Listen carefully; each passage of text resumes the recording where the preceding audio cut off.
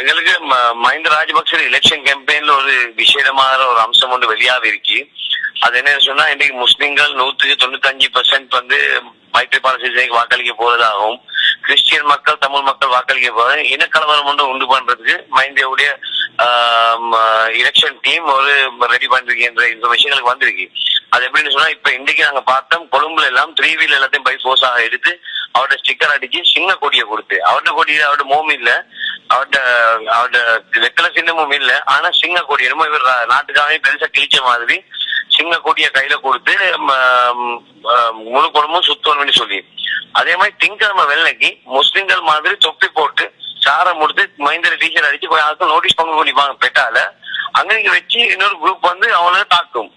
அதுல ஒரு இனக்கலவரத்தை உண்டு பண்ணி இவரு என்ன சரி வாசி கொண்டு இருக்கிறது பாக்குறாரு. அதனால மிச்சம் முஸ்லிம் மக்கள் மிச்சம் பாதுகாவெல்லாம் மிச்சம் கேர்ஃபுல்லாக இருக்கணும் என்று ஒரு வேண்டுகோள் விடுறாரு.